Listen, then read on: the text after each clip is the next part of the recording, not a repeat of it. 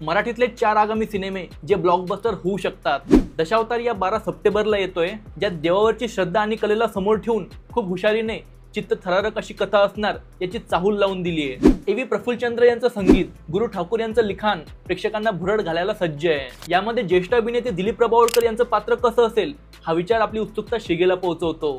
वाळवी मधली dark comedy, त्याचा ह्युमर, विचारात पाडणारी पटकथा आणि अनपेक्षित शेवट हे मराठी प्रेक्षकांसाठी खूप नाविन्यपूर्ण होतं। त्यामुळे आता समोर काय होणार, हा सिक्वल असेल की प्रिक्वल असेल की याचा रिबूट होणार, असे बरेच प्रश्न आहेत आणि एक्साइटमेंट पण आहे। बाईपनच्या अभूतपूर्व यशानंतर आता लोक आईपनच्या प्रतीक्षेत आहेत। बाईपन हा फक्त महिलाच नाही तर पुरुषांना पण खूप आवडला होता। यातील कुठलं ना कुठलं पात्र प्रत्येकाला कनेक्ट झालं। महिलांनी लिटरली हा सिनेमा फक्त बघितला नाही तर त्याला सेलिब्रेट केलं। तर अर्थात खूप मोठा प्रेक्षक वर्ग आईपनच्या प्रतीक्षेत आहे। राजा शिवाजी हा much awaited big budget cinema आहे जो पॅन इंडिया रिलीज होणार आहे। वेड नंतर दिग्दर्शक म्हणून रितेश यांचा हा दुसरा सिनेमा आणि याचं लिखाण पण त्यांनी केलंय। त्यांचे सिनेमे नेहमीच भव्य दिव्य असतात जे बिलकुल निराश करत नाही। मराठीत ऐतिहासिक सिनेमे बरेच बनले ज्याचा अक्षरशः सॅच्युरेशन पॉइंट आला होता, पण छावाच्या यशानंतर आता राजा शिवाजीकडनं अपेक्षा वाढल्या आहेत। जय शिवराय।